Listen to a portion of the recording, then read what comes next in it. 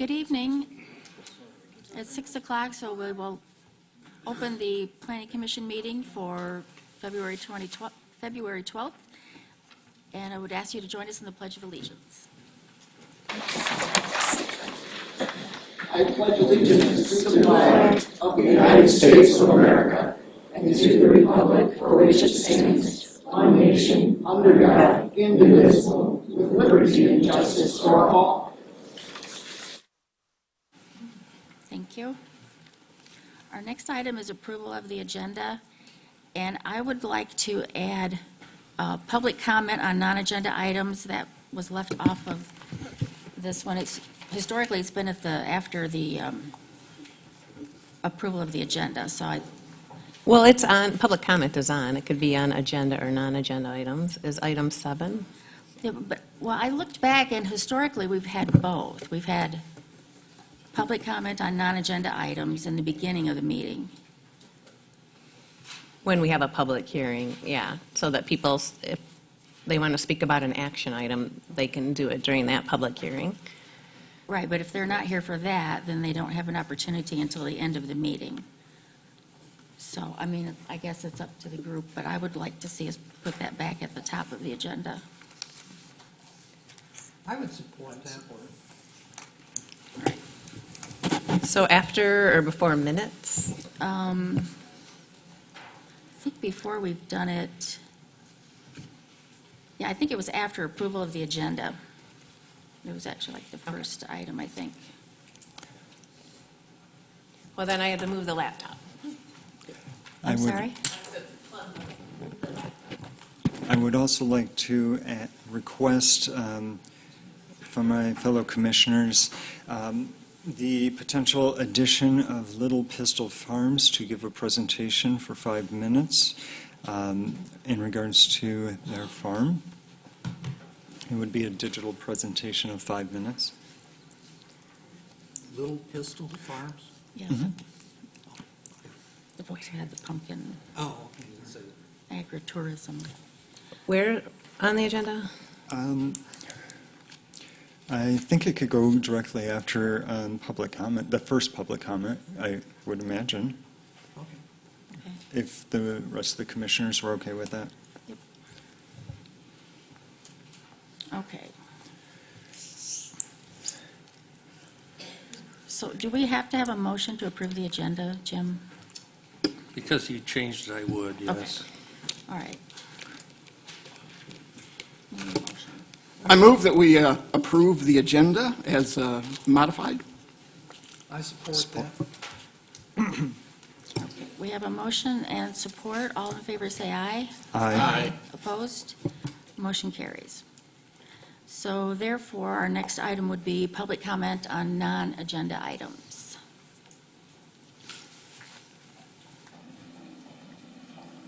Oh, I thought he was going to say something. Didn't Sean do it?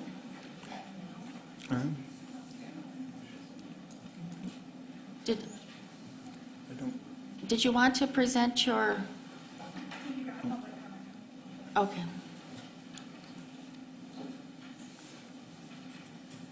Sorry, it's kind of confusing when we talk about what topic. And again, I'm here for the best topic, which is going to be repeated over and over, I'm sure. But I'm Danita DeBryan. Our property is adjoining the land that is proposed to be the best system. I just want to talk to, especially we have a lot of new people here, that they hopefully will stay involved, not only for what the events are tonight, but for what's coming up in the future. It looks like we're in a moratorium right now and everything's on hold for a little while, but we still need to bring our comments and our feelings to the board so they know how to act on these things. On January 20th, a few of us came here to see Sherry Bell for her office hours, and we found a note on the door that offices were closed due to inclement weather. Everyone was working from home, and that was a great idea. It was horrible weather. It kept everyone safe. On January 22, this Planning Commission meeting was canceled due to weather, so that our guests wouldn't be driving from Lansing and everywhere to do their presentations and keep everybody safe. Another Excellent idea. I was thrilled to stay home that night. On January 27, there was a presentation made here about a red box medical thing, which is an excellent idea. Keep all the bad medicines that we don't use anymore, things that are outdated, at a place that can be safely disposed of. Keep the environment safe. We do a lot of things in our daily lives to keep ourselves safe. Simple things like not microwaving plastic when you're using that microwave. We don't eat too much red meat. We wear our seat belts. We recycle for the environment. We avoid risky situations. We use technology wisely so that our idea is not stolen. Now our topic is green energy. It's the future for our environment. And yet the very thing that we're talking about is something that will spread toxic fumes, contaminate our soil, and ruin our wells for hundreds of us that live in that area. How does this make sense to anybody? We attended an Oshtemo Township meeting where the Kalamazoo Fire Marshal talked about the FedEx truck that was burning on the interstate by Decatur. It was carrying lithium-ion batteries. He explained that his volunteer firemen spent 8 hours there. They used 10,000 gallons of water, and they went through 40 Scott air packs to take care of that one truck. Now let's compare that to the size of the 260 megawatt they're planning on the ground right next to our property. I know you can't answer questions, but before anything is voted on, I would like to know, how would we all be notified to leave our property when this happens? What's our evacuation plan? What would we do with all of our animals? We have 3 horses. We couldn't load them in time and get them out safely. These fires burn and they're extremely hot. How would you keep our 20 acres of woods from starting on fire, especially if it's in the summertime when they would most likely overheat and there's a no burn going on in Oshtemo at that time probably? We've had those a lot these last summers. Where will the millions of gallons of water come from that they would put on these areas? We don't have public water out there.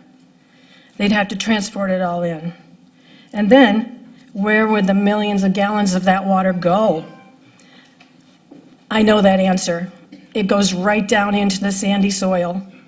We have sandy soil that when we get big rainstorms, we get lakes in our pastures. Within an hour, it's gone. It's right down in the soil. I'm sorry, your time is up. Thank you.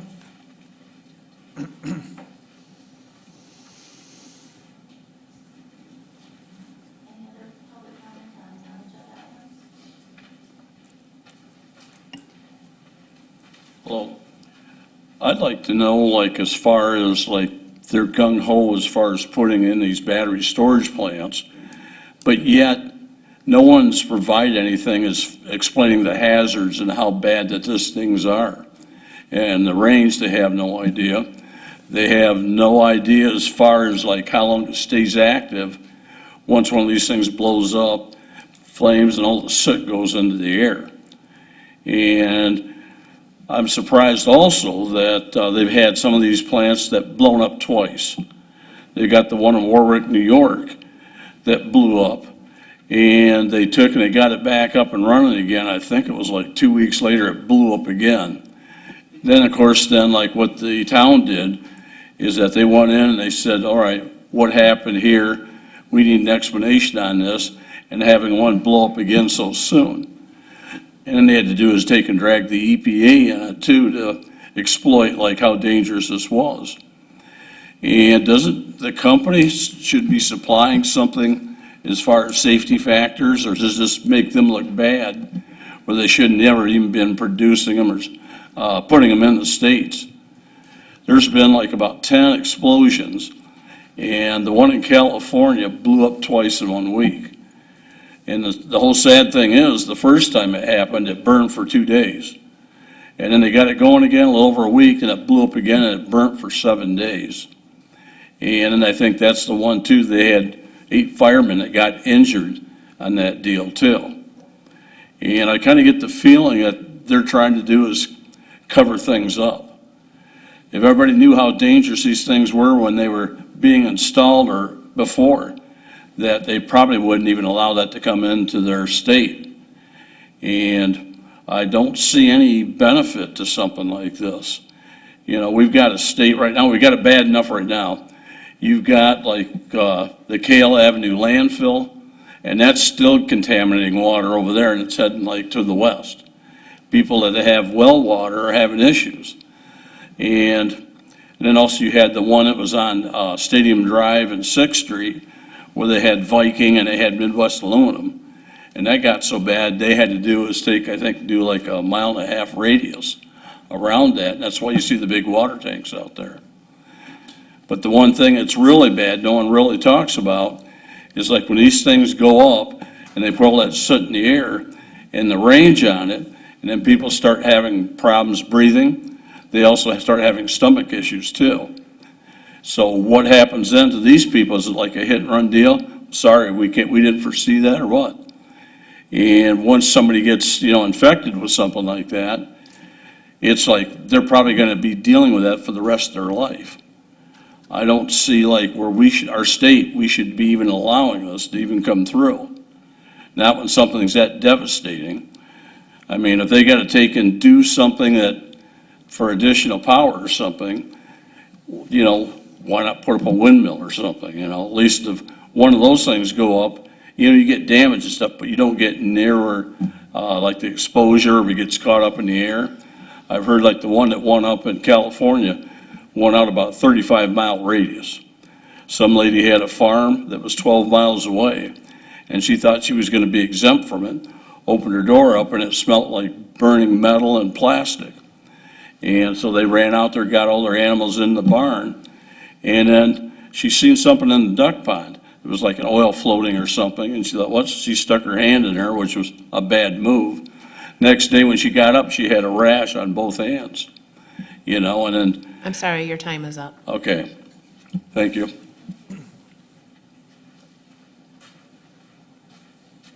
Any further public comment on non-agenda items? All right, next item is. Your mic. Sorry. Is there any further public comment on non-agenda items? Okay. Our next item is election of officers. We need to elect a chair and a vice chair. I think we added Little Pistol Farms Why? to the agenda. I was waiting for her. Did you want to do your presentation now? That's fine. Okay. Thank you.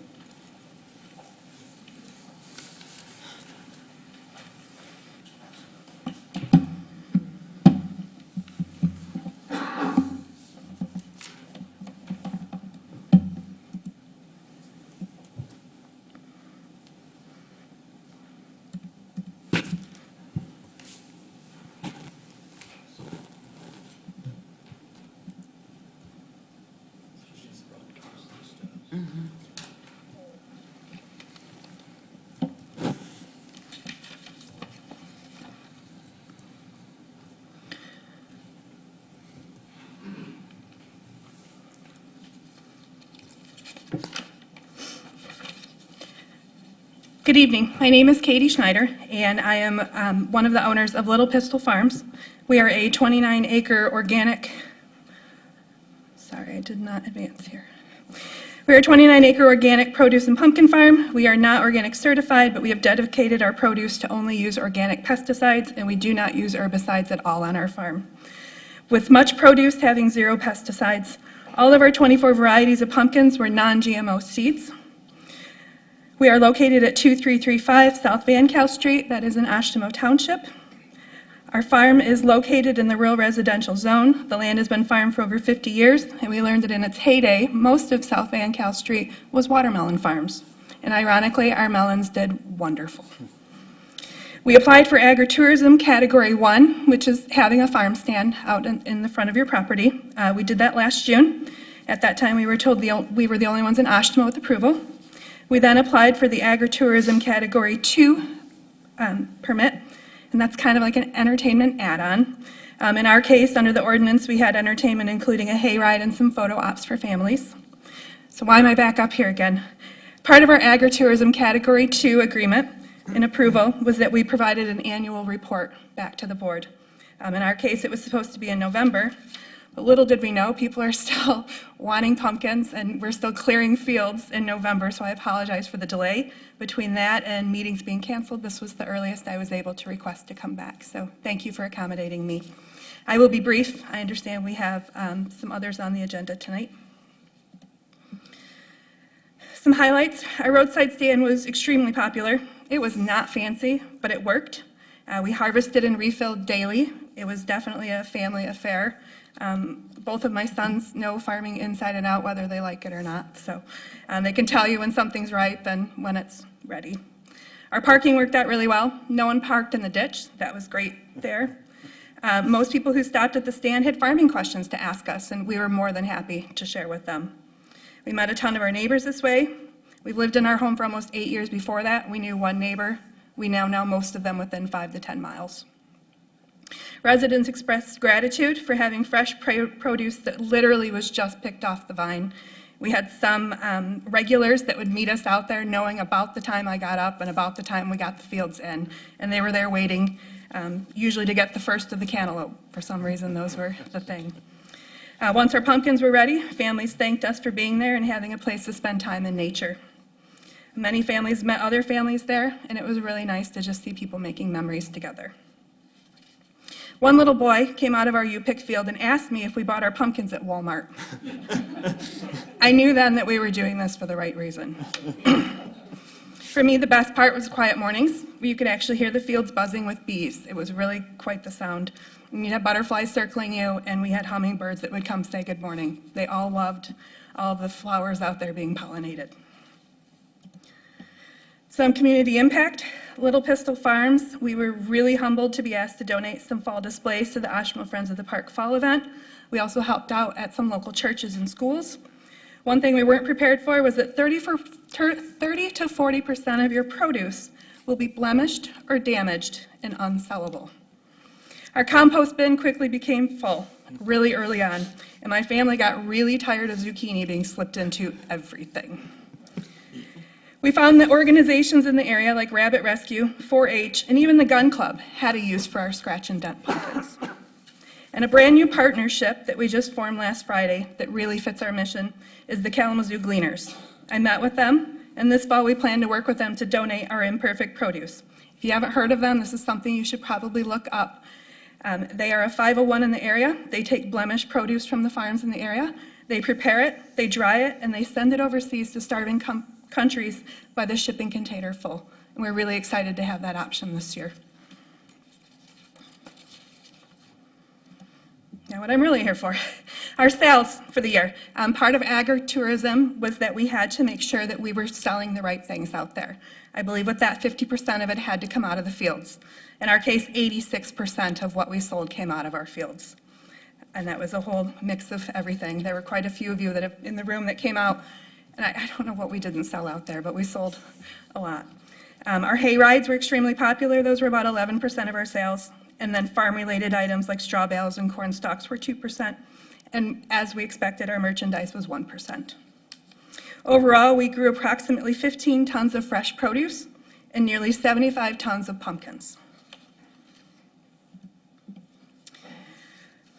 Our 2025 sales demonstrate that this farm is economically viable.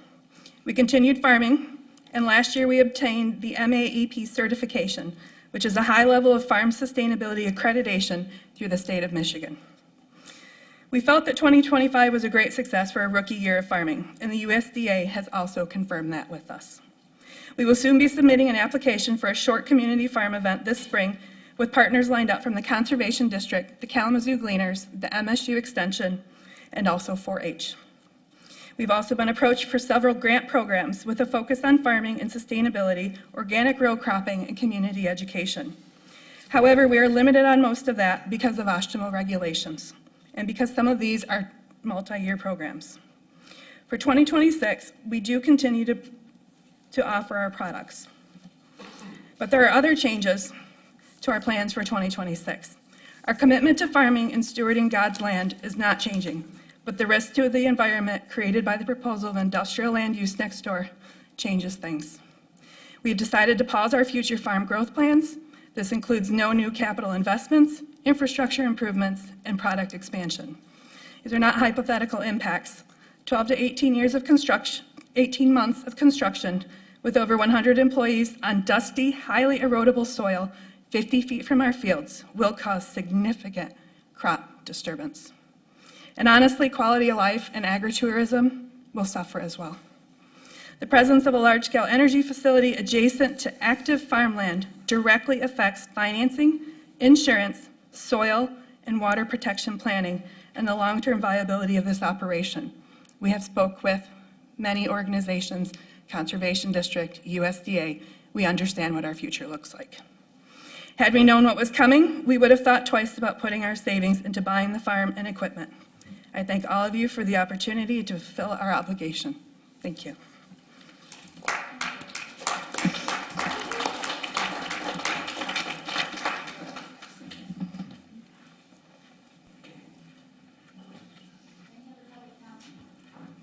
Any other public comment?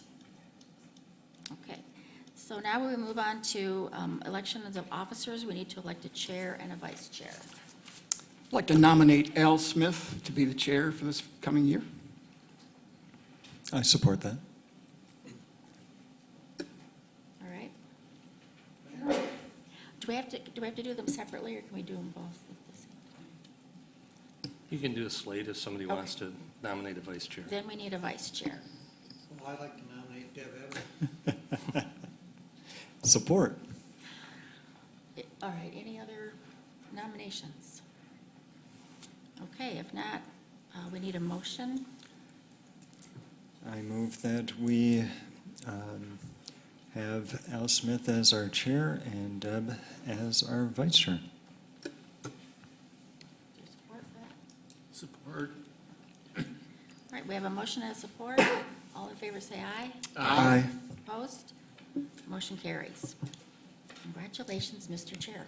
There you go. Turn your mic on, Mr. Chair.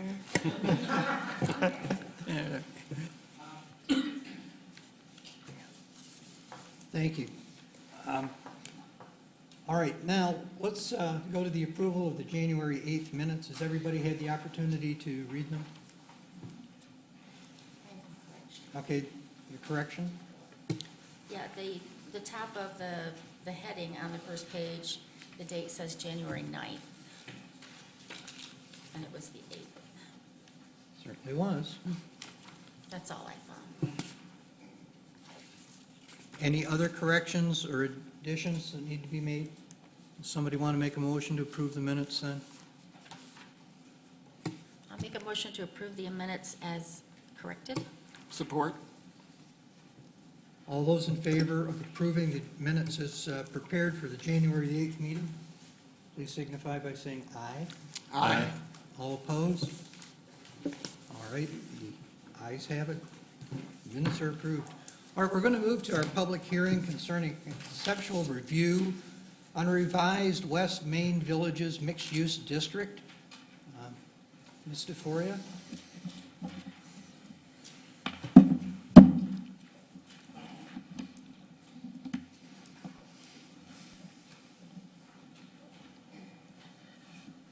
All right.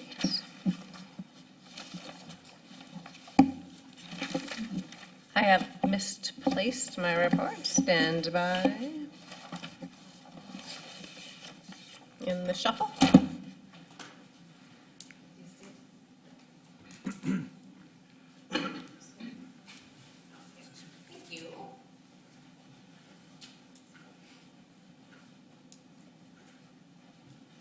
All right, good evening. Tonight, we are revisiting the West Main Villages mixed-use development that received rezoning to mixed-use district in 2025. And probably most everybody in the room is familiar, but it's 48 acres on the south side of West Main, opposite the traffic light that serves the Advia Credit Union development. They've done some clearing in the last 6 months, so if you're still not familiar where the light is by Advia, maybe you noticed the tree clearing that occurred. The applicant's before us tonight to ask to make some revisions to the layout and the way the mixed-use district was written is, the first step is a conceptual plan review by this body. It's a required public hearing by your own authoring of the language. So the first time you see officially a concept, it is at a public hearing, so you're kind of at the same place that the public is. You haven't met with any developer, other than in this case, you have met with this developer because you saw a project in 2025 and they're before you. So tonight is a public hearing. We did a notice to owners and occupants within 300 feet, and occupants means because some might be rental properties, so if we see that a tax bill goes to a different address that's not the property address, then we'll send another letter to that actual property and it just says occupant. So several hundred notices went out the last 2 times you had a hearing on this and for tonight's hearing. And so what they're proposing to change, so in the middle it says approved in 2025. It's a little faded of an image compared to the proposed revision on the right.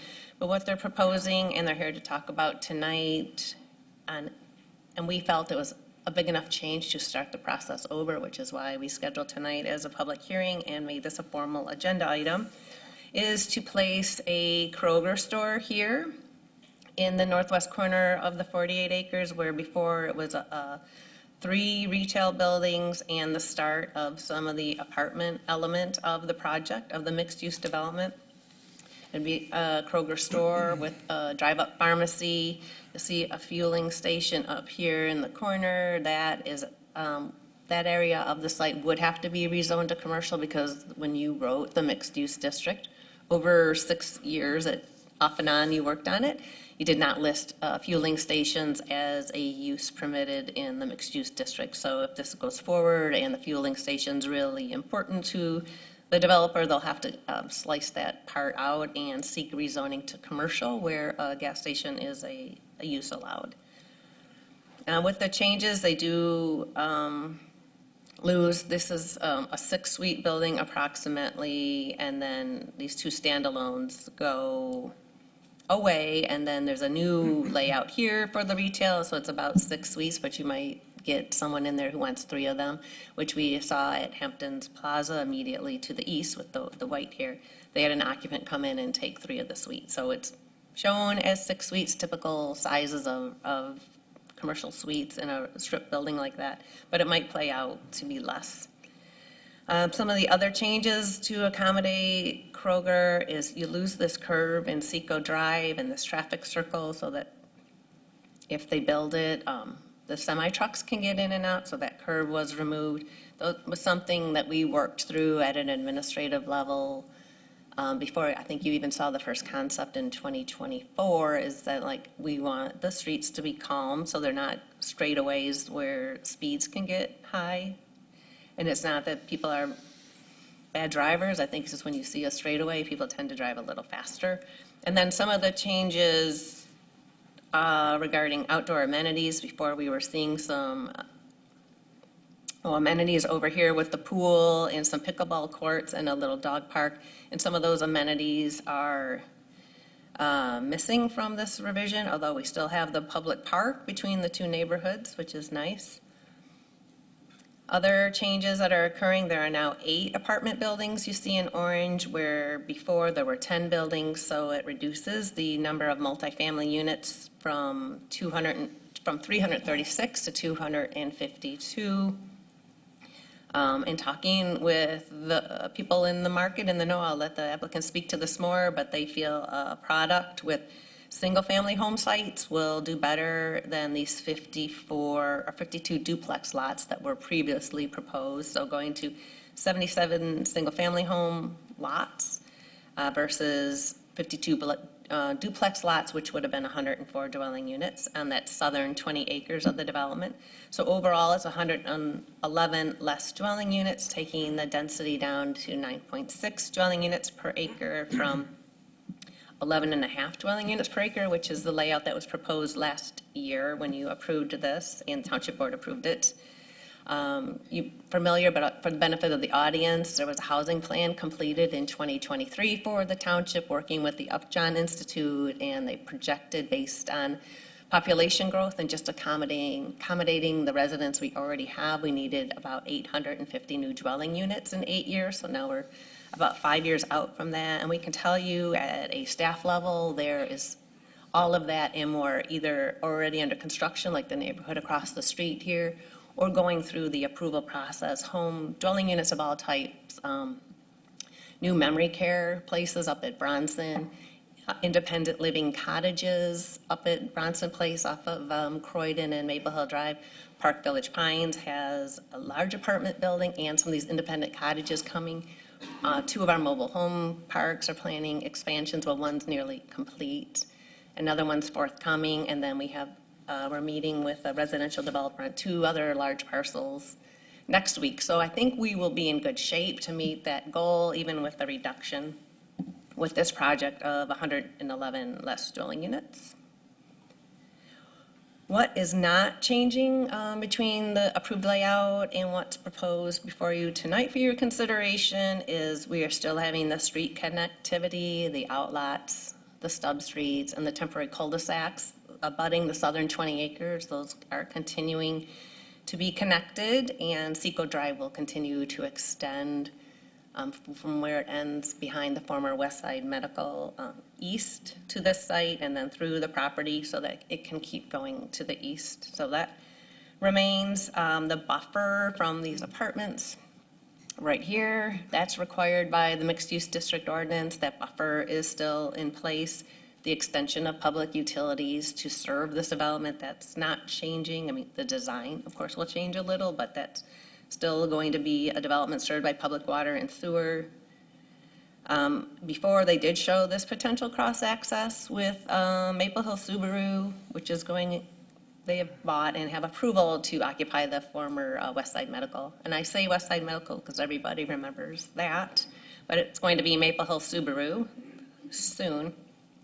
This plan doesn't show it, but the Kroger concept plan that was also in your packet and submitted by the applicant showed a potential cross-access there with the Maple Hill Subaru going out to West Main Street, and that requires several levels approval, one being that adjacent property owner willing to have cross-access, Michigan Department of Transportation because it impacts West Main Street, the Road Commission because it will affect in the internal streets, which will be county roads, your township transportation engineer, and then of course it has to be supported by the traffic impact study. So all of that would have to come together to facilitate that cross-access. But cross-access is a good thing, and it's good to show it and plan for it, even if all the stars don't align and it can't happen. Public Works still has concerns, and we're really not here to get into those tonight, but it's just a reminder that there are still some things to work through on the site layout, infrastructure-wise, phasing of infrastructure, design of it, et cetera. So, like I said, this project was approved using the mixed-use district zoning language in 2025. This commission, along with stakeholders, people from the development community, resident volunteers, worked on this on and off for 6 years to develop that mixed-use district, and this is our first development taking advantage of that. And those bottom 2 bullets talk about, these come right from the statement of intent, to encourage innovative development with high-quality building design, creation of open spaces and amenities that enhance quality of life. Also, to accommodate through comprehensive planning, zoning, building design, site layout, and project review, integrated residential, commercial, office technology, and public uses on larger parcels of land. This would be one of those, being 48 acres. So, based on all that, should the Kroger acreage remain in the mixed-use district? Like, can this project stand alone if that area outlined in red is removed and the applicant asks you to rezone it to commercial, which is what the abutting property to the west, the Maple Hill Subaru, is zoned commercial? Would that get over some of the concerns that we might have about this not fitting the mixed-use district? Like I said, this is our first one. We don't want to set the precedent of our mixed-use district resulting in development that our general commercial district would allow. There's 380 parking spaces between the building and the store, and that fueling station, we shared concerns internally, and like, is this really a walkable addition to this development for residents in the existing neighborhoods and the new residents of this development? We've lost the traffic calming curve and that traffic circle on Seco Drive because of the 9.2 acres that Kroger is occupying. So is this something for you to consider? Is this what was envisioned when the mixed-use district language was written?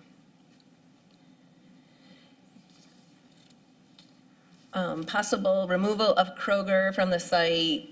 We would submit at a staff level that commercial business district is a better fit for the Kroger store and definitely for the gas station.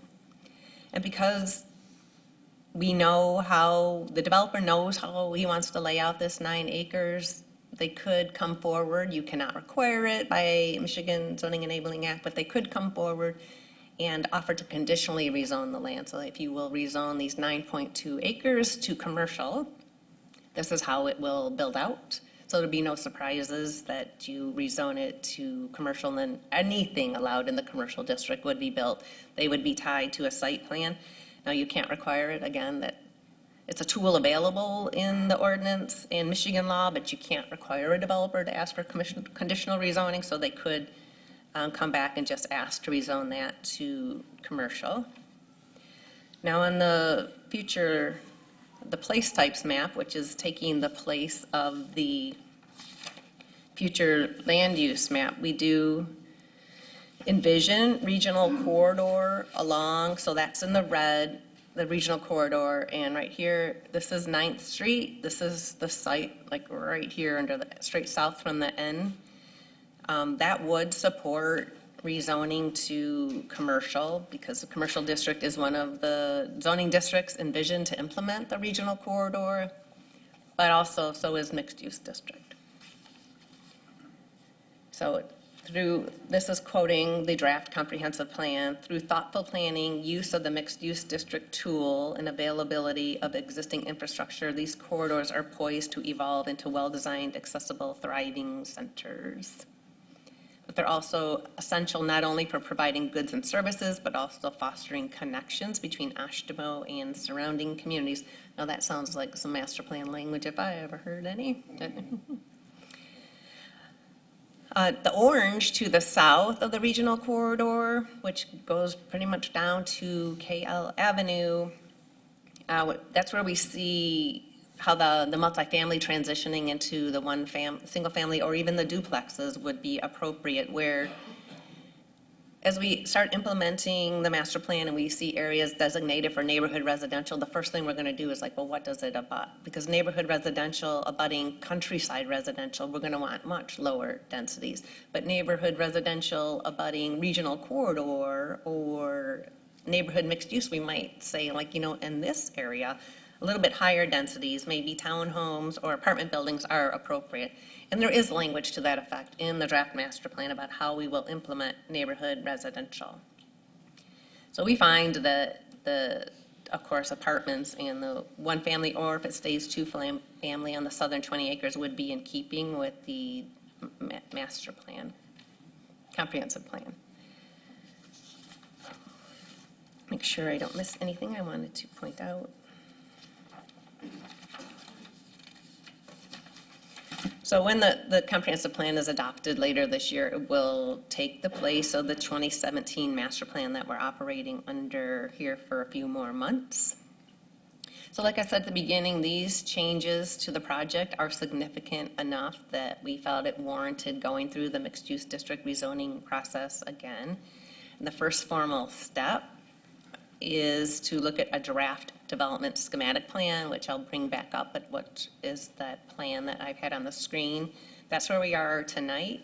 If your review is favorable, the next step, which might be, it could be consideration of the revised development plan, could be consideration of rezoning part of it to commercial, would also include another public hearing. We'd look at any changes to the layout, and then this is where the traffic impact study update will be presented. That's not anything we're going to discuss tonight because it's too early for the applicant to have updated the traffic impact study, not knowing how these changes would be received. But maybe they've done some preliminary information they're going to share tonight, not sure. So tonight you would be thinking about any concerns you might have that you would want them to resolve before this project moves to the next step, if the changes move forward at all. So your goals for this evening are to discuss if the development should stand as approved in 2025, determine if the changes to the development to accommodate the Kroger are in keeping with the intent of the mixed-use district, and if you find it's not in keeping with the mixed-use district, the 9.2 acres laid out like it is for Kroger, then consider if it would be appropriate for the applicant to consider rezoning, asking to rezone that area of the property to commercial, which is our C local business district. And then the balance of the project would move forward as previously proposed. Well, with these revisions, of course, single family from duplexes and a few less apartment buildings. So I'm gonna leave this screen up for the applicant, but I can hop back if you have any questions for me before the applicant comes to the podium.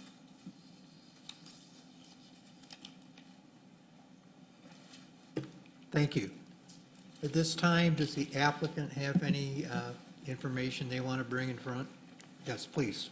Come up and identify yourself and have at it. All right. Well, good evening, everyone. Thank you for your time tonight. My name is Tony Ferlito. I'm the lead developer for the project.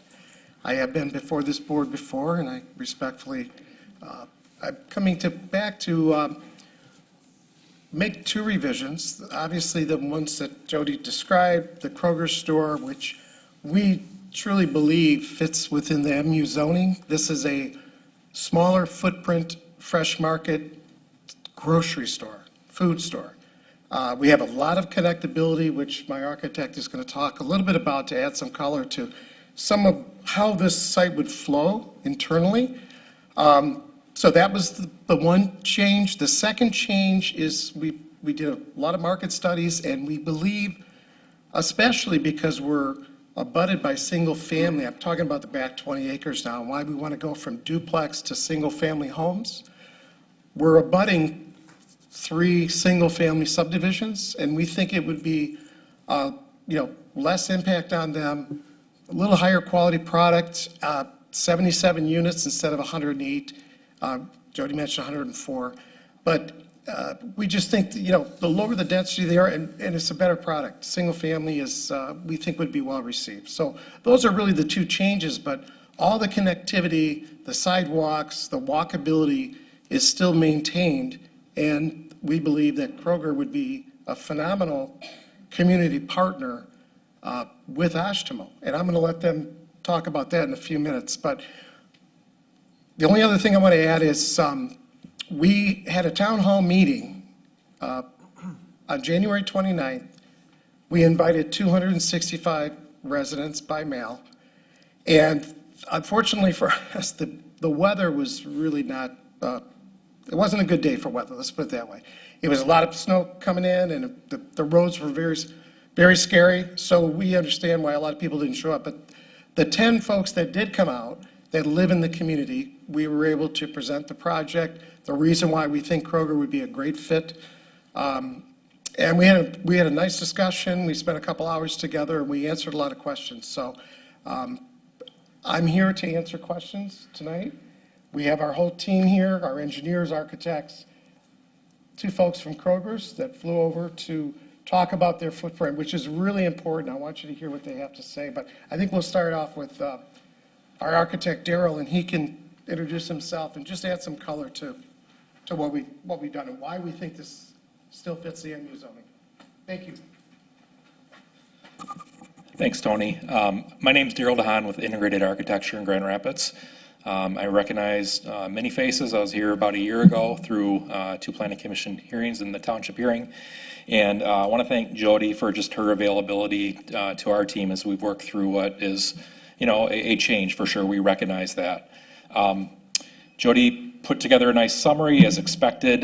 Just wanted to lend a little bit of color to some of the changes as it relates to vehicular circulation and then non-motorized connectability and walkability.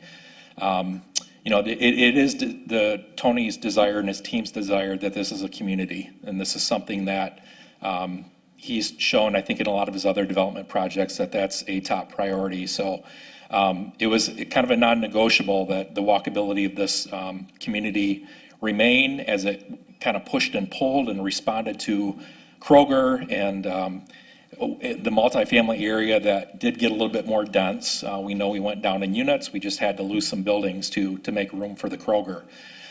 So the parking ratios that we were able to maintain still exist around 1.7 or so spaces per unit, which is a pretty good kind of a rate average norm nationally for a product like this. Sidewalks, so we don't like to talk about walkability, non-motorized connectivity. Sidewalks make up around 3 miles, actually, of connectivity for pedestrian movements around this development.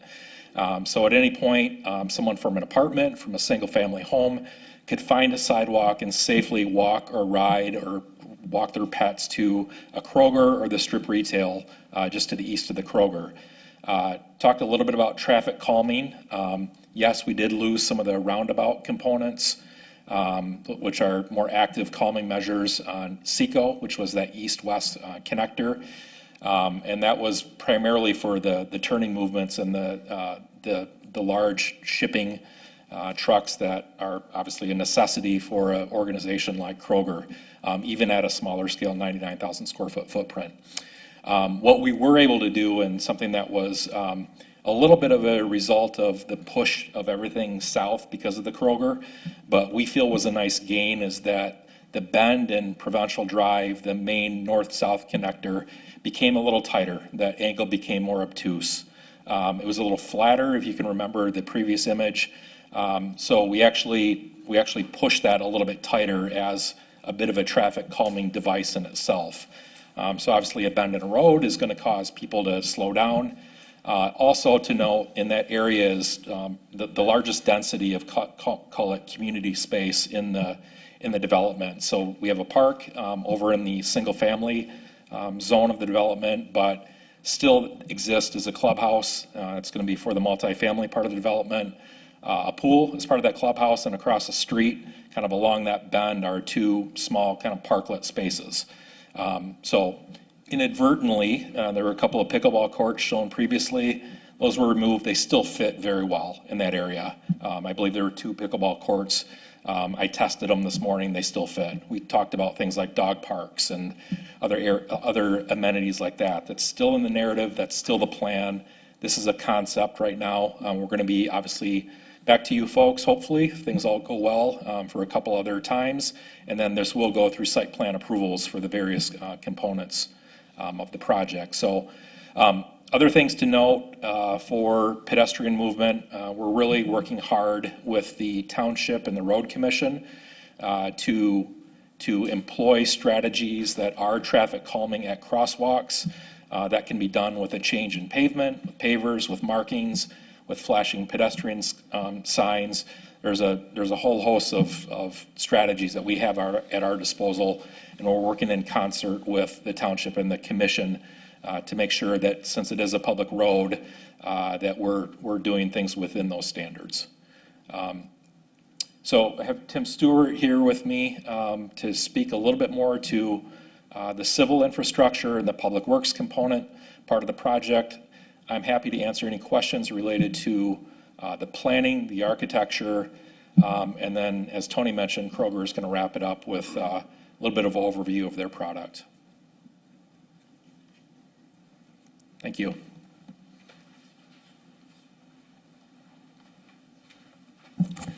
All right, thanks, Daryl. Hey, everybody, I'm Tim Stewart with Hurley & Stewart Engineers. here in Oshtemo. Our office is located here on 11th Street. I just wanted to hit on a couple of quick things here, a little bit more of the specifics. I'm a civil engineer. We are, our role is really laying all this out and making it work, from utilities, traffic, road design, stormwater, all those things. The township has done a really good job evaluating this on a preliminary, from a preliminary standpoint, and has identified a few items that need to be sorted out still. And we have full confidence that things like stormwater design, road design in accordance with the county and Oshtemo Township standards will meet those standards and exceed those standards. Pedestrian connectivity there, as Daryl said, we have 3 miles of sidewalks within this, sidewalks and trails within this development alone. The pedestrian connectivity is a huge focus, and will be addressed multiple ways throughout the different phases. And then the one thing I want to touch on real quick is traffic. We spent a lot of time, my design team, putting together the previous traffic impact study that was reviewed and approved and went through multiple iterations, approved by MDOT, approved by the Road Commission, and approved by the township.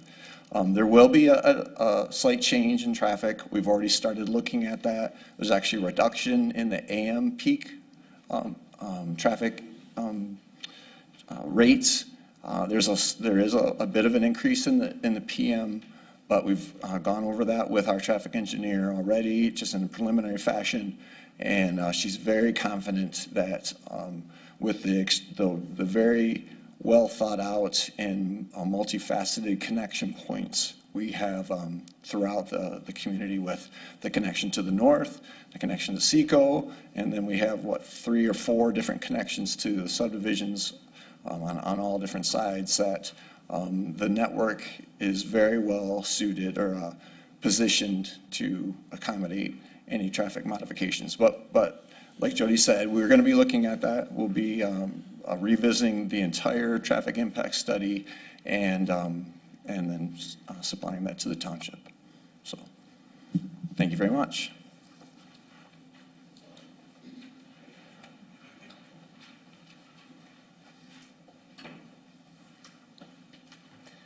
Hello, everyone. My name is Ryan Panushek. I work in the real estate department for Kroger as the assistant asset manager and overlooking our Michigan division. I'm right here. You want to go first? Yeah, I'm Mark Gamble. I'm the senior person that handles Michigan and Ohio, but obviously we're focused on Michigan here. So just to kind of give a quick overview about Kroger in the state of Michigan, we have 120 stores. If you look at a map, we are primarily on the east side of the state, and we are currently kind of going through a phase where we're trying to expand our footprint and enter into new cities and markets that we don't have a presence in. So, when we looked at a map, we noticed that we are not on the western side of the state. So we're looking at different cities and different trade areas and different markets. So we're like, what city do we want to start with our western expansion? And we saw Kalamazoo/Oshtemo Township as that first starting point. So here, as you can see on the screen, we are proposing a 99K marketplace store. Our normal marketplace store averages around 120 to 130, somewhere in that window as far as our size goes. But when we're looking at kind of what's in the area that exists today, we kind of thought to ourselves, this city doesn't need another big box retailer. So we want to reduce it to 99K square feet, and then at the same time offer all our normal amenities that you would see in our marketplace store that we have today. Some amenities, as you can see on the site plan, we have a drive-through pharmacy. We have a pickup area for our pickup clickless program. Inside the store itself, you'll find everything from a sushi I can't think of the right word. Kiosk, yes, a sushi kiosk. We'll have a full-blown deli department. We'll have a full-blown bakery department. We'll have floral. We'll have meat and seafood. And the one thing I want to kind of focus on too, is as far as our fixture plan goes, is that we are not just, our main focus is heavily on food. We don't have like a full-blown wardrobe department. We don't have a full-blown electronics or home goods department. Our main thing is food. And within that, we'll have 40,000 SKUs of products. Of that, around 5,500 is Kroger brand products only, which you actually can't find today, in this market. And I think I'll leave it as that unless you have any. The other thing we wanted to mention is the 150 new jobs that will come with the store, which is going to be really important to the community. And kind of along with the community too is, when we first heard about this project and we started to talk, and we saw we are a community grocer at the end of the day. And when we saw this kind of site plan that was presented to us, we thought this would be the perfect opportunity to be right in there with the community. As you can see, we're in walking distance to the neighborhood behind us. That's one thing that we look for and strive for when we do new stores enter into new markets. And also providing food, when you have excess food, we provide it to the community as a service to the community. I was going to look at some of the numbers here.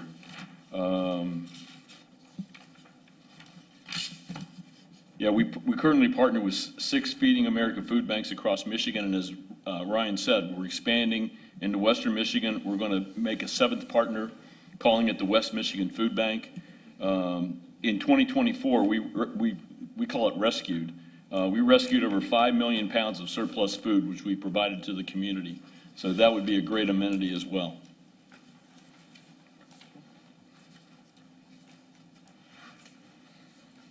Okay, thank you.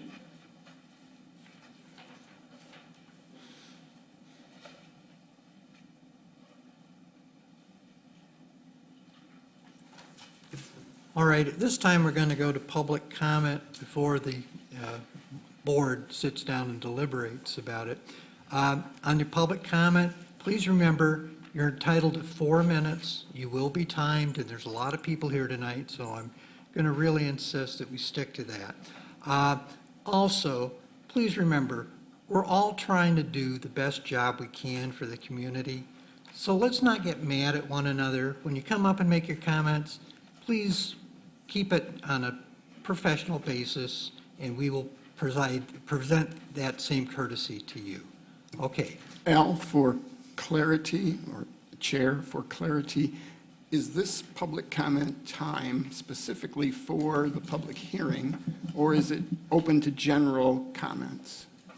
It's for the public hearing on the request for this plan to be resubmitted or redesigned. Thank you. Okay? With that, if anybody has a comment they wish to make, please come on up. Come on up.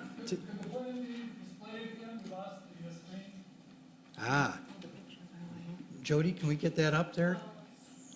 Issued to me, so I will sit over there, Oh, okay. gets vandalized. Oh, okay, I got you. I inadvertently copies.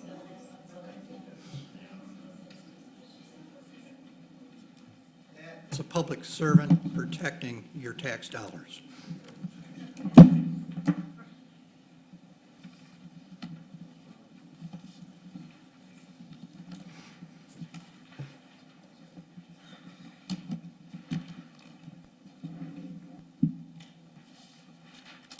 Okay, we have it back up, and Bruce Goth, the Oshtemo Township resident. I will take any no vandalism pledge that you would like me to. I'm glad that Jody said that we're back to square one, and this is the very first hearing. And I really hope you don't say, well, so much of it was approved, let's just go with these changes or make a few changes. But most of it's been approved because it is just so different, and I'm not even familiar with it. To me, well, this is all a little bit scary. I'm not sure limited presentation by these guys, but I guess that's because they've been here before. Why the planning director is holding your hand, leading you through the changes, why she's saying nice, like, oh, there's only 8 buildings instead of 10, so that's nice. Why does she get to use adjectives that are complimentary like that? Holding your hand, again, that's what I'm talking about. Why don't the applicants speak about it? So I just see this as a classic, I can be corrected, isn't this a bait and switch? You started with a little bit of commercial, with some apartments and some duplexes. And then the switch to, and a Kroger, gonna put a Kroger in. Oh, well, a gas station, gotta have a gas station, which seems so far from the multi-use thing that it just seems like Captain Obvious. So there's the Kroger, has to have trucks. I don't know the Kroger hours, maybe the Kroger guys do know the hours. But watch, there's 8 buildings of apartments. The trucks will drive by 4 of them. And that's why I'm glad the map is up there. That doesn't sound appealing. Look at the traffic flow for the gas station. The gas station doesn't seem to be a walkable neighborhood, blah, blah, blah. That seems odd, that gotta have that gas station in there.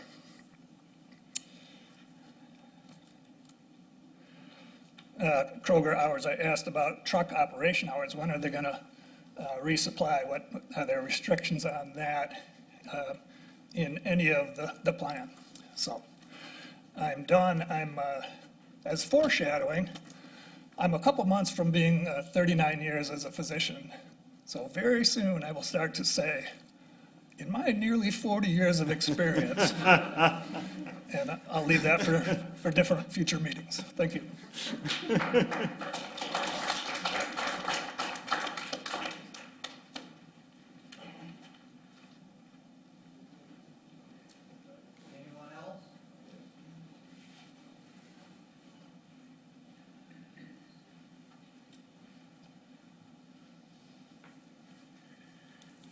You know, it's funny because the bait and switch came up just right when we saw the screen come up. You know, you guys spend a lot of time putting together a master plan. You know, in the master plan, you weren't rezoning what you were already rezoning. And, you know, I know we're cow farmers and stuff, but does anybody know how long it takes? The original plan wasn't that far ago, and already to change having Kroger, do you know how long it takes to create all those ties with somebody to start this? It's almost like that was already in the plan that they had before the original plan come out. You know, I know how long it takes for a cow to have a baby.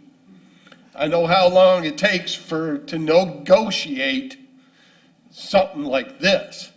It's a lot longer than 8, 10, 12 months, you know, to build that all in. They knew what you had for a master plan. They gave that in the first close proximity, but now they're changing it and want you to change your master plan again. How far are you going to go from your original thought to where somebody wants you to go? Thank you.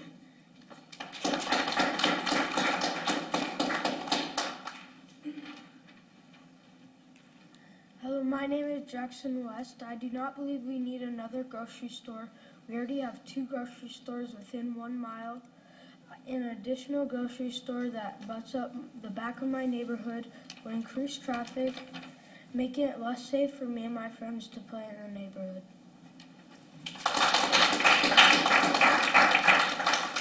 Good evening. My name's Tyler West. I live off of Lodge Lane. I think it's Country Club Village that's going to be budding up. First, I'd like to thank you guys, the Ferlito Group. You're changing it to houses, which that's going to be awesome.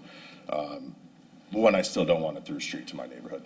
It's a one-way in, one-way out. It's been that way for 60 years. Kids play. It's going to increase traffic. We know it is. You guys know it is. Crime's going to go up. You got multiple ways to get out of the neighborhood.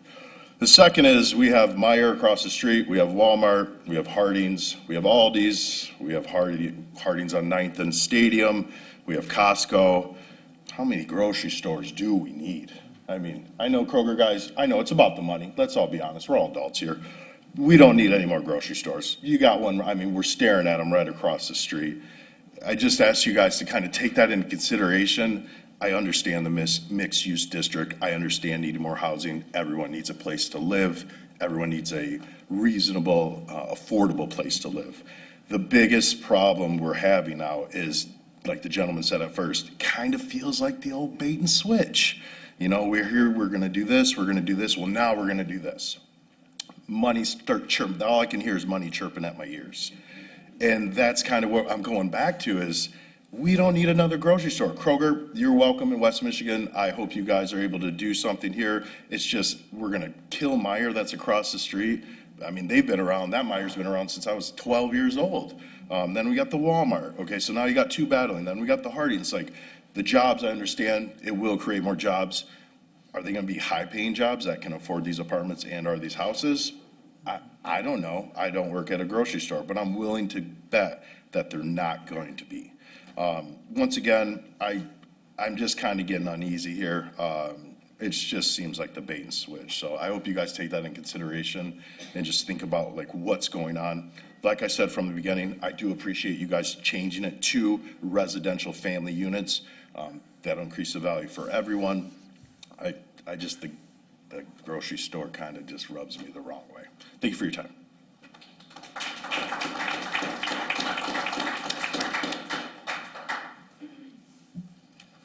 Hello, my name is Ben Bacallier. I live at 25 Wood Lane Drive in the neighborhood behind Ethan Allen in Country Club Village.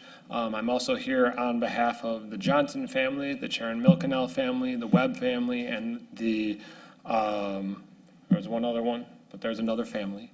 All of whom, the Bolt family, all of whom have high schoolers or younger, most of whom have kids who are in first grade or below. Our neighborhood is one filled with families who walk, they run, they bike throughout our neighborhood. But it is also a neighborhood that does not have sidewalks. The proposed connection of the different neighborhoods and projected neighborhoods on the south side of West Main is one that is of grave concern to people in all of the neighborhoods. There's a lot of concern about turning our respectively low-traffic neighborhoods into ones that not only have an increase in traffic, but also an increase in crime and pollution. The fact that we are a one-way in, one-way out, with exception to if there's an emergency, there are ways to get out through, you know, the brewery or things like that. There are other ways out of our neighborhood, but there is not really an issue with crime in our neighborhood right now because anybody who's coming in, they have to get out through that one road. And that's a real asset to our neighborhood. I'm concerned about an increase in pedestrian collisions without getting into concerns about everything else. Our neighborhood does not want or need connectivity to the other neighborhoods. I've heard that from people who are in Sky King as well. We routinely hear about kids aren't outside. Their kids are always inside on their video games. Kids are not out where we want them in the fresh air. Our kids are outside. The kids in that neighborhood are outside. Somebody's going to get hit by a car. And it's going to happen soon. And this is going to expedite it. Additionally, the idea of changing the proposed site development from one that was supposed to increase housing and walkability to one that instead increases traffic with an unwanted extra Kroger, it's just unnecessary. As previously mentioned, we have all of those grocery stores plus Trader Joe's, which was not mentioned, that's easy to access. Like, we have a lot of grocery stores. I'm familiar with Kroger. I grew up in Detroit. I went to school in Lansing. I've seen lots of Krogers. It's a fine store. Nothing against Kroger. It's just a redundancy. I don't see that this does anything at all to improve our neighborhood. It doesn't do anything to make the neighborhood more desirable for people to live there. Nobody's going to say, oh, good, there's a Kroger to go with the Meijer, the Walmart, the Hardings, the Aldi, and everything else, the other Hardings. So please consider, we keep on talking about walkability. We're talking now about a gas station. We're talking about things that do not allow for walkability. Our neighborhood does not have sidewalks. Our neighborhood doesn't really have room for sidewalks. Our streets are narrow. Our roads are falling apart. Thank you for your consideration.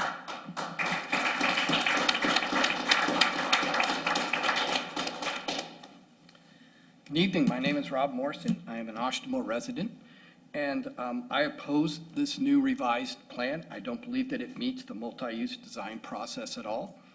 I'm going to focus on traffic and safety. From what I see in this plan, streets are not pedestrian-friendly and are not designed for lower speeds or include appropriate traffic calming. I live on the east side of Oshtemo off of Drake, and there are a lot of bad drivers and a lot of distracted drivers, and so you really need to have a lot of traffic calming here, which some of that's been mentioned.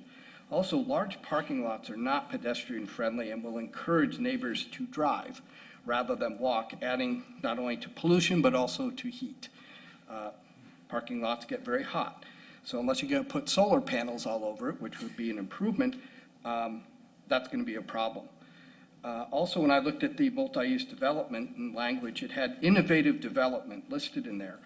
There's nothing innovative about big box stores at all. I have no problem with Kroger's. I have no axe to grind with them, but I just don't feel that this plan is something that is really a fit now for Oshtemo. Looking to the future, when I look at the master plan for 2045, it says we need to maintain our rural character. Well, you can't if you're going to be putting in a lot of suburban sprawl, which is really what a lot of this is. Commercial corridors should include local businesses and connecting neighborhoods that are walkable and bike-friendly with abundant green spaces. That's what I feel, and also there's research that backs that up. So some questions came to me as I was researching this, is have we done an economic study for Oshtemo about, big box chains and so on? Is there one public? I haven't found one yet. Doesn't mean there isn't one out there. Also, has there been a public study on what the residents' needs and desires for large grocery stores and gas stations? Again, I haven't seen that, but if there isn't one, maybe we should do it. You can probably tell by now that I am a huge supporter of small businesses. I think that's a direction we need to go in, and here's some research I've done to kind of back that up. According to the Michigan Entrepreneurship Scorecard for 2024, and that's produced by the Small Business Administration of Michigan, is that small businesses that employ up 1 to 99 employees are in the decline in the state, but they are also substantial job creation engines, and they make up just over 50% of private sector jobs. I also found a Buy Nearby economic study, which has been conducted by the Michigan Retailers Association and the public sector consultants. And it says that according to their data, that Michigan's economy can increase by $1.5 billion by shifting 10% of our spending to local businesses from big chains. And it uses data from the 2023 and 2024 U.S. Census and Bureau of Labor Statistics, and says 10% increase in Michigan-based sales could generate over 15,000 new jobs and enhance labor income by almost $600 million. Thank you. That's substantial. We ought to be looking into that. And I think that the model for that's Low Pistol Farms. I'm glad they did a presentation tonight, because that's exactly what I'm talking about. We need to invest in small businesses and away from these big chains, because that money goes out of the state. And that is a fact. I also looked at the U.S. Chamber of Commerce, which is a very conservative organization, and it says that small businesses represent 43% of our gross domestic product and employ almost 50% of our workforce. That's nationally. They also stated that 67 cents of every dollar spent at a small business stays within the local community. National chains retain 43 cents. So thank you for listening to me tonight.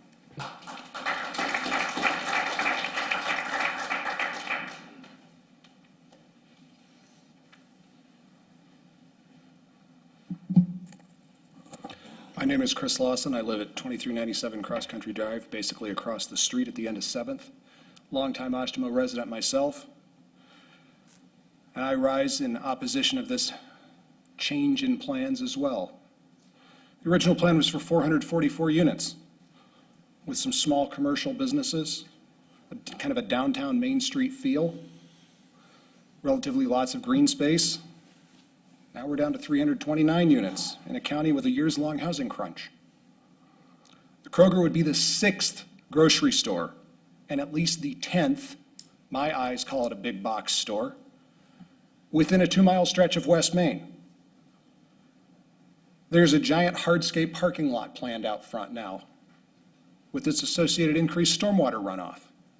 There's a gas station. I'm sure a lot of the folks here probably saw that the Meyer gas station just spent 6 months out of commission for a tank replacement. Traffic on West Main east of 131 is already a mess. It's a huge quality of life issue for those of us in the township.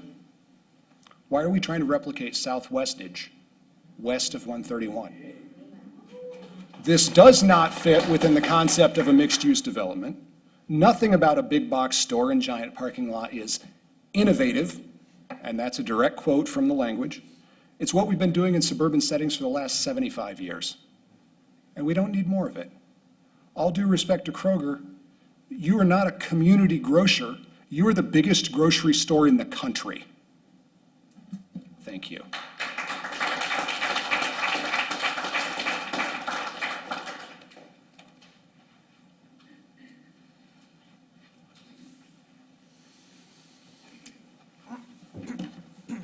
Hi, my name is Katie Schneider. I do not live in this neighborhood that's in the pictures here, but I have quite a few friends that do. I've spent time there, and I can tell you that, yeah, they don't need roads connecting in there. There are kids out there playing. When I go through there, I drive slow. Well, I drive slow in general, but especially there, because I know the kids are out in this area, as they should be. And I think the first thing I see when I look at this, and maybe it's just farmer's eyes, but man, this is a lot of asphalt and concrete. I've drove past this for years, and it was, 45 acres of woods? And now this is what we get to look at. For what? I do all my grocery shopping in Oshtemo. I might venture out to Portage if I can get out there first thing in the morning and not hit the traffic on West Edge. Well, that's the only way you're getting me to Portage for anything. And I'm going to be a stickler on this one because I know that there's sticklers for ordinances here. I heard them mention that we've got 1.7 parking spots per unit for this residential area. I was here back in May, on May 22nd, when we went, I think, 2 rounds on the parking maximums here in Oshtemo, and how important it was not to have all this extra asphalt. And we're hearing now they get 1.7 per unit. I'm going to be a stickler. It's 1.5. They're going to have to fix that. I don't agree with parking maximums. I think that businesses know what they need. They don't want to waste money on parking, but I've already spoke that, I think, at 2 meetings last spring, so I'll leave that one alone any further. I've also followed the newspaper saga on this. This is what our 3rd zoning request on this. It was first residential, as it should be. This is a residential area. Those grocery stores across the street and in that area, they're there to serve the residents. Residents take their kids to school there. But then it went to mixed use, and I was here for that too. And I agreed with that. It is a fairly commercial area, and it's also a fairly residential area. And that made sense, and I read the newspaper articles on that, really pushing for that, so the kids to go back and forth. 2 of them play on the baseball team together. They want to walk to each other's houses or ride bikes. I don't think I'd let my kid ride a bike across a Kroger parking lot, but okay. And I was also here for the July meeting. And I've pushed back a couple times that recording of that meeting is gone. It's not on the website anywhere. Nobody got to watch that meeting. I was here. My older son was here. I'm not sure if anybody else was here, but I know that we were here for that meeting, and I know that most of you were here for that meeting as well. Kroger was told no then. It was very clear. It was inappropriate in the mixed-use district. You guys wanted something else. And there was definitely a gasp when somebody pointed out the gas station in the mixed-use district. It doesn't belong here. They've already had their no. I know if I get a no, I'm not coming back. I know when the Nelsons got a no that their kids weren't allowed to play baseball out in their backyard and teach each other to play baseball. They got a no. They didn't come back. I don't understand this at all. Nothing against Kroger. I'm from You the have east 1 side. minute. I've shopped Kroger. It's definitely not that. It doesn't belong here. And it doesn't need, thank you, it does not need to be rezoned to commercial. We keep hearing we need more housing. I think these single residential houses are perfect, especially for the Sky King neighborhood right there. It fits that, it does. But Kroger doesn't fit there. And so I'm asking you guys, a no to commercial. Stick with the plan that you guys had. You guys spent a lot of time working on this, and that should be respected. Thank you so much.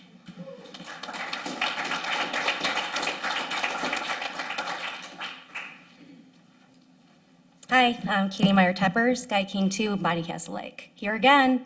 Hi, everyone. So I'm sure you're just thrilled to see me. So anyway, once again, I'm up to put the shift to the environmental focus. I will be doing that for the rest of my life, as I will be an Oshtemo resident forever. I'd like to point out values that everybody in this township is that's supposed to follow, which is environmental stewardship and responsible planning. Those are in your values. So I would like you to remember that when you make your decisions. Public Works raised concerns on page 33 and 34 of the packet.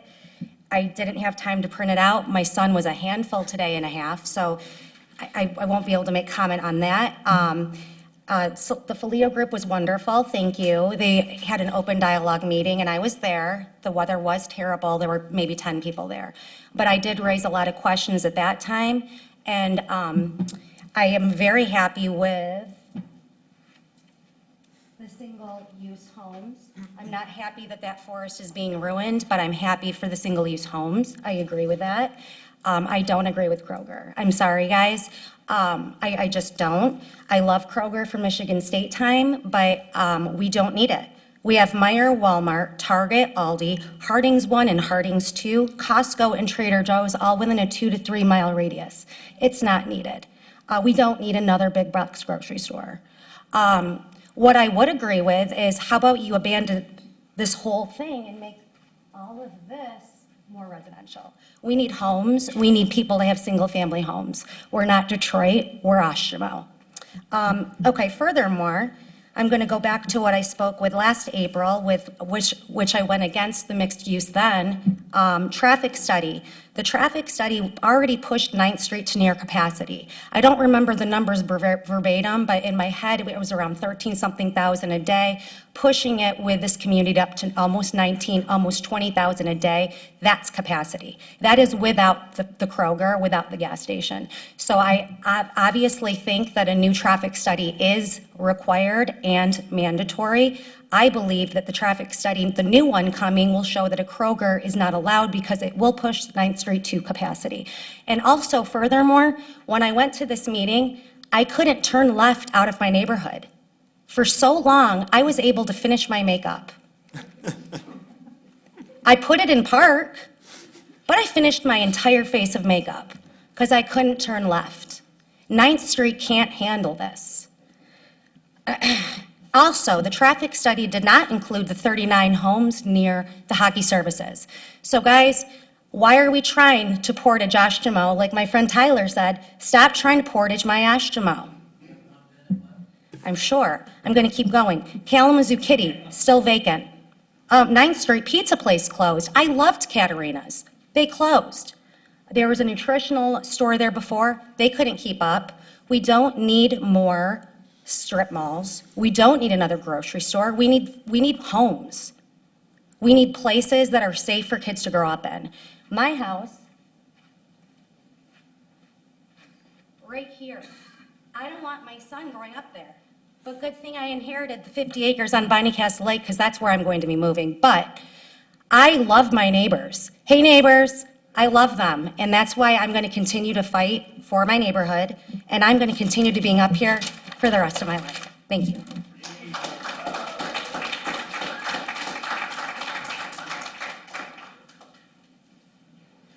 Good evening, everyone. My name is Zachary Finley. I live on 310 Baymore. I'm actually a new resident here, and I was kind of shocked to learn that this big project is coming on in my backyard. You know, a consistent theme in the slides that we saw today was quality of life and the well-being for all of the residents. Right now in my backyard, there's a big old woods, It's full of deer, turkeys, a couple coyotes, even some owls that we see back there. There's walking trails, for the kids and for people to walk down and bike and do whatever they need to do. So what's a better quality of life? A stupid Kroger, which I actually do have a problem with Kroger because I just moved from Columbia, Tennessee, and I have to say they are the most decrepit grocery stores in the entire county of Maury County down there. And so what's better than that? A Kroger and all this crap we got going on, or some walking trails where the actual kids can go out and actually get some fresh air? That's all I have.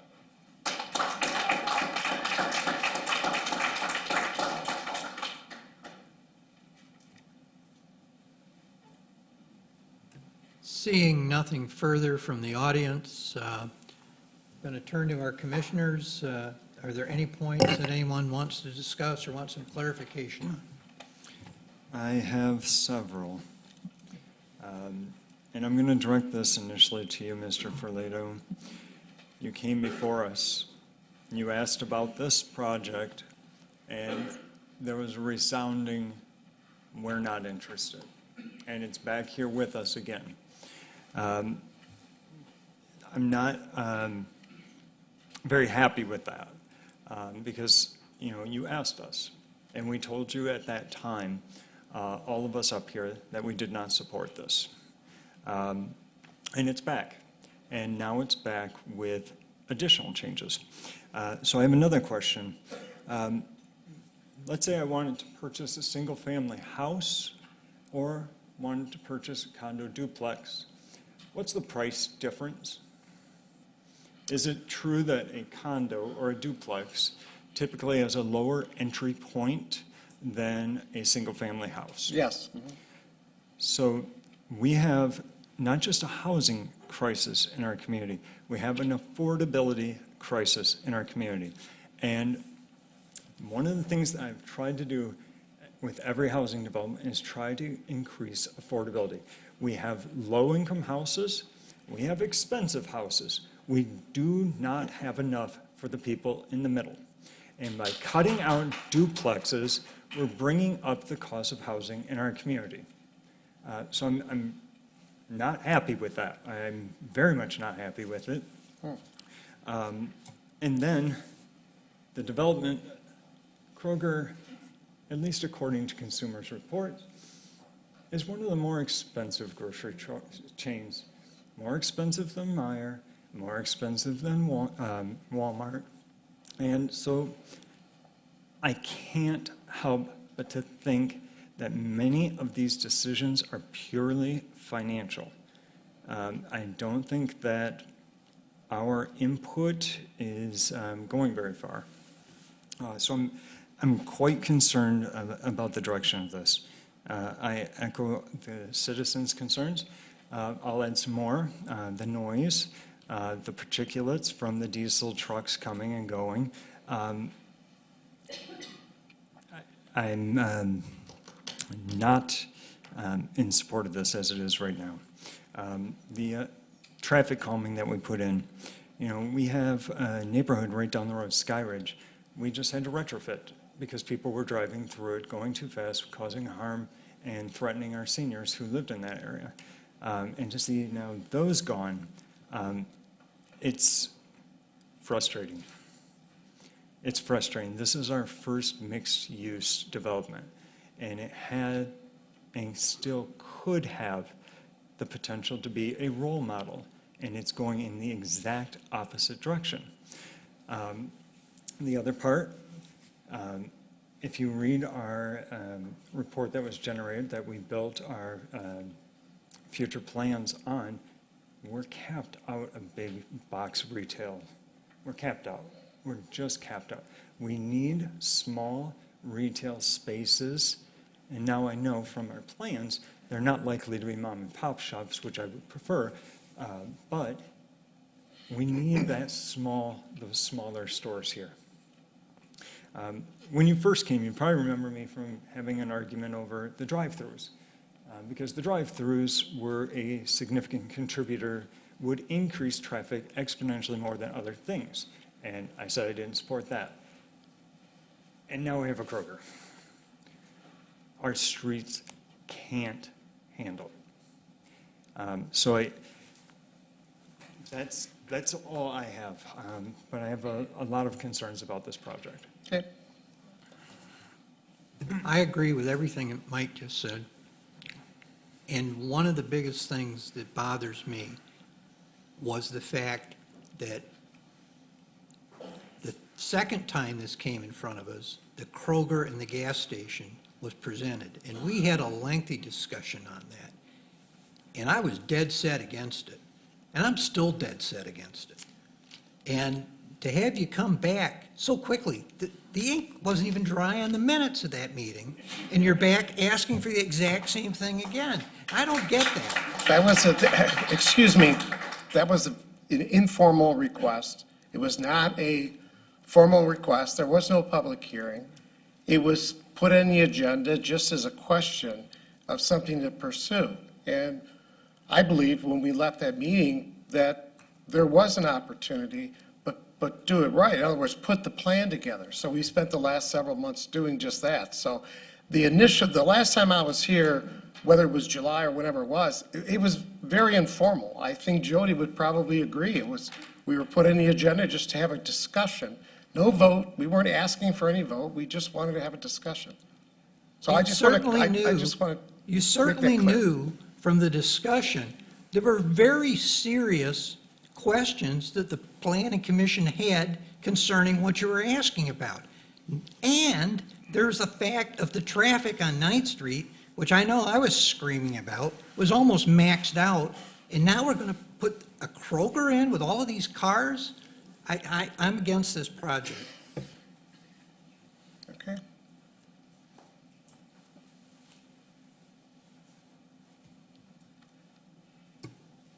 I'm very grateful that you want to do development in our township. We need it. And that property, although I'm sad to see the clear cut, I understand how development works and what you have to do and the challenges of that property. I have difficulty not with Kroger. I think they're a fine company in terms of the stores I've ever been in and the care that they seem to take. I'm concerned about the scale that this project brings to that neighborhood, because it is the approach that we're taking with mixed use, and we've invested an incredible amount of time both in the master plan and in the mixed use system that we wanted to have, that in this case, we need to adjust maybe the thought process there for the commercial side of it, so that it fits with what you want to do, but also doesn't impede the mixed use and neighborhood picture. What I have in my mind when I look at a mixed use project like this would be something, and I'm sure we've got familiarity with Bridge Street Market and what Meyer has done there in a much smaller footprint than this, but with mixed use all around. And I'm not talking about adding parking up high, but making it such that it fits as a place that people want to come to. If I'm in this particular space here and I'm over at these stores, guess how far I'm going to walk to get to the Kroger? Out to my car, across the parking lot, out of my car. That's the way this is set up. And that's not walkable. That's not neighborhood. That's just what we have every place. And I know switching to mixed use it's a big change. It changes people's heads, just like traffic circles change people's heads. But ultimately, they produce good in terms of slowing down traffic and making us safer and that sort of thing. So at this point, with this concept, I'm opposed. Now, in my thoughts, and I know I'm not here to design, but I just want to lay out the concept of turning commercial so that it faced provincial. That would invite people to come and change the way people can approach it from the neighborhood. I would say, too, that finding ways to take care of those trucks. If you have to have trucks that are gigantic. I don't know how to solve those problems. That's why we have great engineers and architects in our midst. I think we can do something bespoke here, maybe for Kroger and for our neighborhood, that will be an improvement and will be for our public good. It will be for public safety. And it's a different approach maybe, and it has to stretch our minds. But I think a grocery store in a neighborhood is a wonderful thing. I think Bridge Street Market is what, 40,000 square feet? It's about an acre, as opposed to an acre and a half or whatever 99 comes to. It's just making that different. It's approaching it so that the exterior of the store isn't block walls that go everywhere. It's windows. It's little shops that are a part of Kroger, but you can approach them from outside.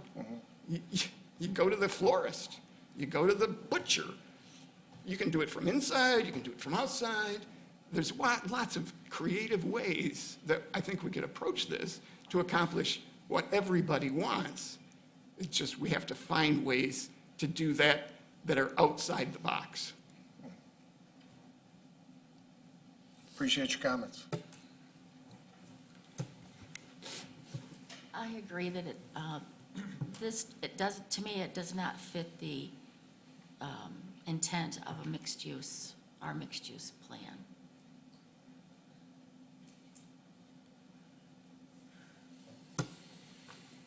My turn? Sure. Tony, as the newest member of this group, I did a little bit of background checking for my benefit, trying to get caught up. And I'm going to make a couple comments first before I get into the question that I really want to go after. I went back to your website, and the direct quotes out of your website describing your group are that you're deeply ingrained in Detroit, deep roots in Detroit, along with being a leader in development. I said, okay, why do they want to come to Southwest Michigan? Which is going to be the one question I'm asking, what brings you here? But in addition to that, and what I'm really after is, so I went into the website looking at some of your projects. And the mixed-use projects that I could identify from your website is you've got the Selden in Detroit, which is 12 high-end condos along with retail and office. Okay. You did some mixed-use renovation at Cadillac Square, which is 45 apartment units. So what I'm really asking is, from what I saw on the site, I didn't see residential units in any of your mixed-use projects. I'm mainly concerned about the need for housing here in the township, but also the affordability. You've got very nice pictures on your website, but to me, they really don't fit within the mid-range of affordability. And so what I'm leading into, what kind of price points and size are we talking about for some of these residential units to make them affordable to Oshtemo Township residents? We haven't determined what the price points would be, but just as far as an approximate range, duplexes would probably be between 350 and 400. Single family would be between 400 and 450. But the projects you're referring to, those are urban developments. That's completely different than building in a township. 80% of the work that I've done over my 45-year career has been in townships. So I maybe didn't catch that part of the link, but we built 285 houses in Genoa Township, Clinton Township, Macomb Township, and we build mostly in townships. Now, to answer your question about why come on the west side of the state, the west side of the state is a growing community, just like the east side is. So we're just expanding our footprint, and we're in Michigan. We like to develop in Michigan. There are developers that develop all over the country. We don't do that. So, but that's why we want to come here. We like what we see between Grand Rapids, Oshtemo, Kalamazoo. It's a growing, thriving community, and why wouldn't we? And we, we're looking like the bad guys here. Developers take a lot of risk, and we are adding to the community with housing, with shopping, so we're not just the bad guys here.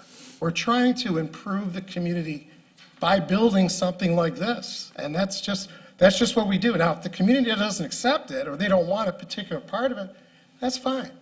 But we're still gonna come, we're still gonna build something positive and try to be, have a positive attitude about it and do what's right for the community. But most of our stuff is in townships, so. Okay, I wasn't, by all means, don't take any offense. I was not trying to put any stereotype or any negative connotation for you being from Detroit, as much as I'm still back after the affordability, and the price point you just described to me doesn't sound like entry-level homes. Show me where you can buy a brand-new product for under $300,000, please. Not If here. you show me one, I will go buy one, because it's impossible.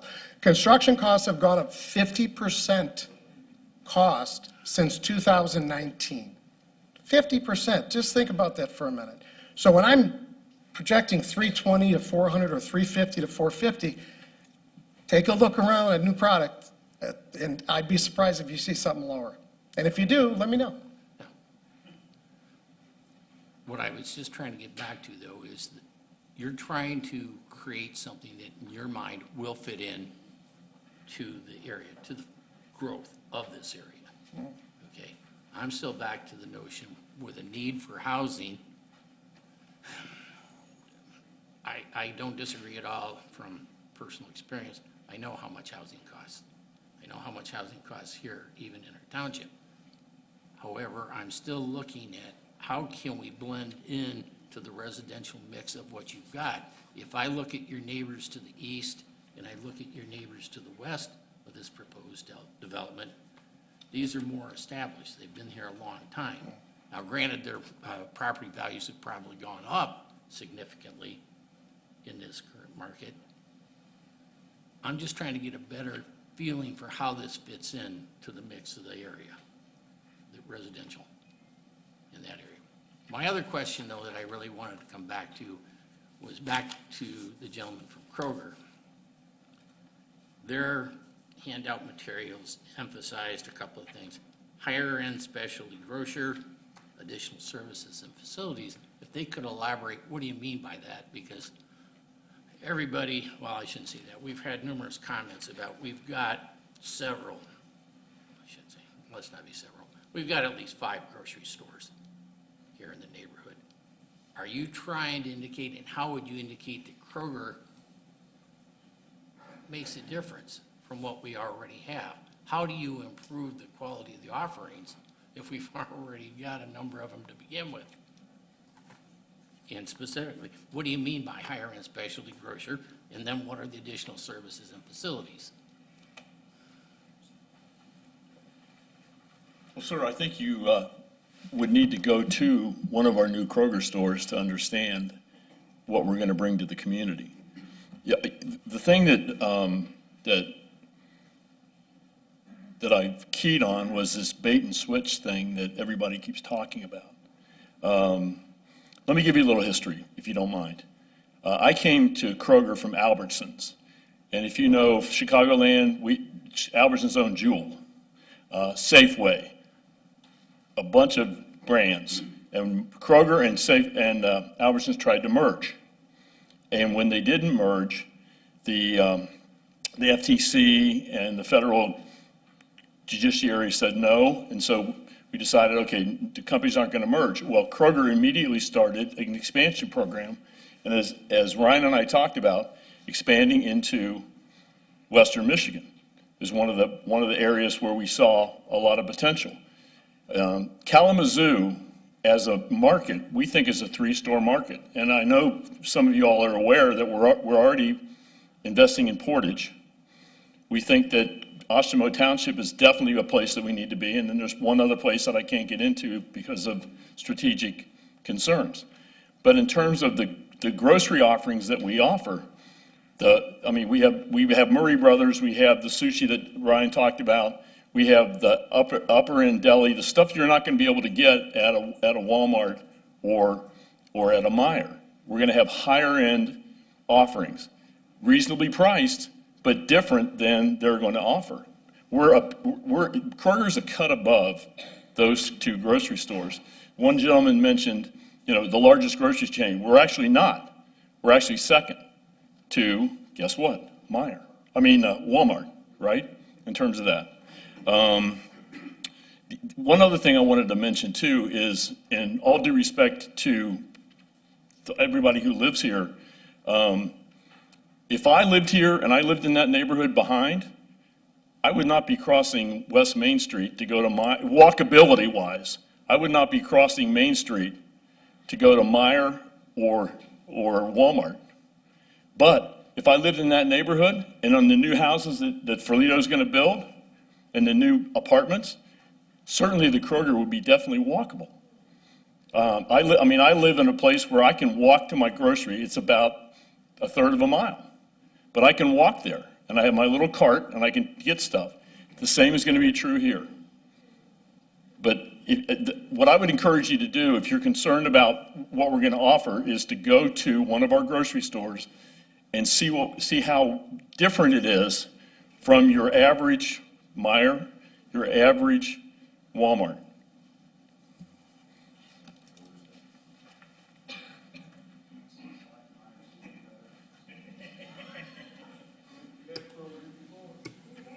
All right. I think you've had, Excuse me. All right, we had enough, I think you've done a good job of discussing the issue. The issue really tonight is primarily, do you believe that this meets the concept plan review standards that are set forth in the ordinance? I think you've all expressed your personal opinions, but I think it would be good to have a motion on the table as to whether or not you believe this proposal does or does not meet the MUD concept plan. does anybody wish to put together a motion? Yeah, I was Sorry, waiting just to hear everybody's comments before expressing my comment, but I'll be brief. Please, don't let me cut you No, off. no, it's fine. From our vision that we planned and looking at this, I don't think it fits the concept. Kroger's a really big store. I live right in that community as well, and we got enough big stores around. No shade to Kroger. Love the residential component with it. But when I hear community and I think community, and we did a community plan, we would like the developer to have been there to engage with the community, because I can see something beautiful there for the community that engages with the community more, that enforces the walkability.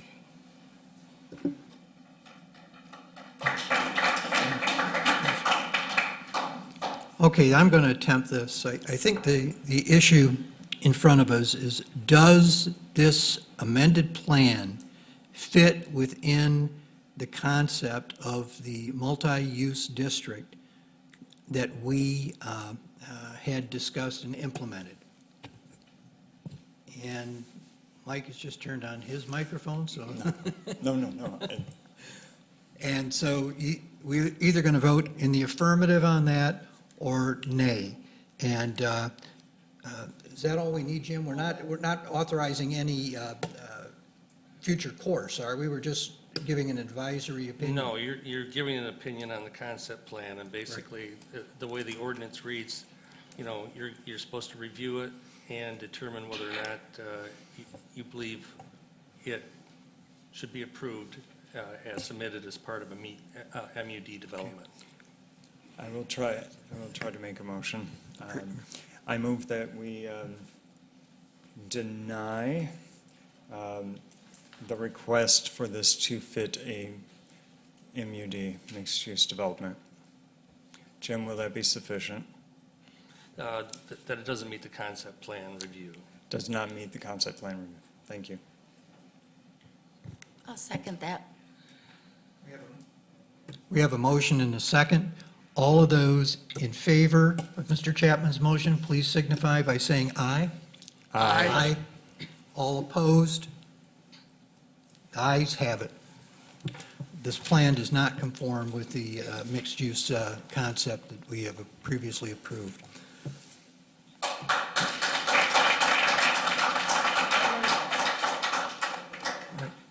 Mr. Foria, is there any other information that needs to be brought to the attention of the Planning Commission? About this project? Just that the previous approval stands, it's just this change was not accepted. I'm moving on to item number 9, other updates and any other business. Is there anything that you want to bring? We have a public comment. Oh, I'm sorry, I missed that. Kind of thought that was what they were commenting on. Moving on to number 7. Is there anyone in the audience that wishes to make a public comment in light of what the Planning Commission is just, or anything that's on your mind, or particularly in light of what the Planning Commission has just placed on the record? If you do, please come up and make your statement.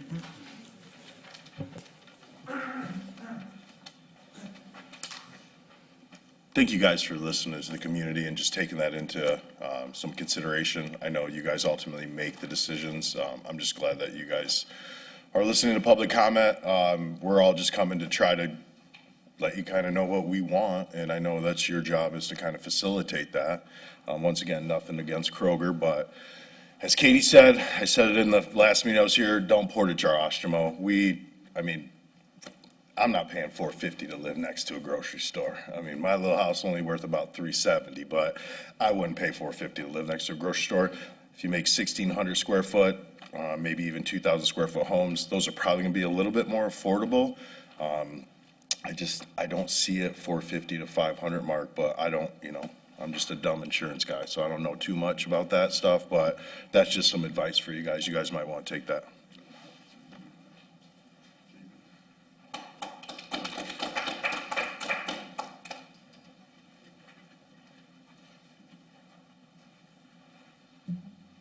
I would just like to ask that as this topic continues to get revisited, that you continue to think about connectivity and the impacts that that'll have on different neighborhoods. I've heard over and over again that these neighborhoods don't want to be connected to each other.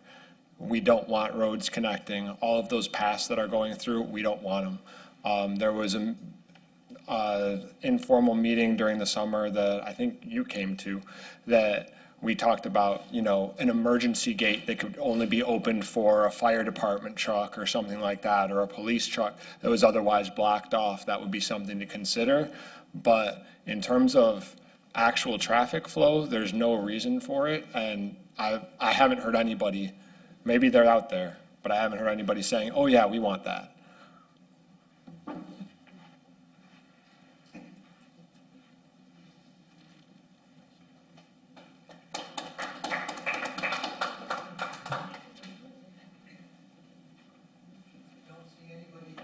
I don't see anybody else rising to make a public comment, so I'm going to close the public comment portion of the meeting and move on to planning commissioner comments. Do any of the planning commissioners have any comments they wish to make?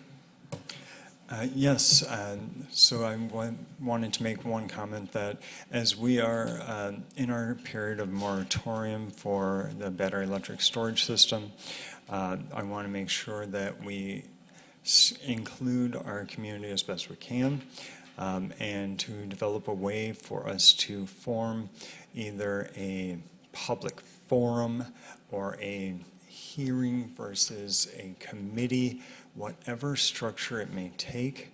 I think it's important that we start the foundation to get this done so that we can work collaboratively with our citizens to plot the best path forward on that subject.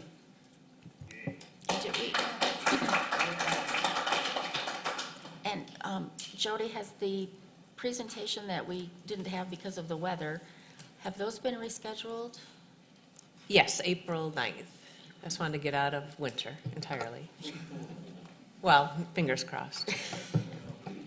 We did meet internally, today to talk about the best way to engage the residents on the best topics, so they have an opportunity to share their information, have their voices heard. And so we're still kicking it around about the best way to do it, to not have it be this setting, which is it's too formal and not enough opportunity for interaction.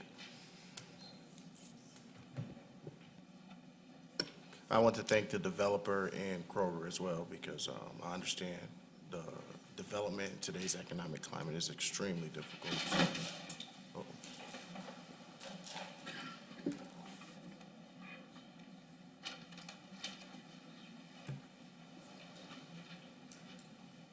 Okay, one last time, any additional updates or anything that we should be aware of that coming up, Jody? No. Okay.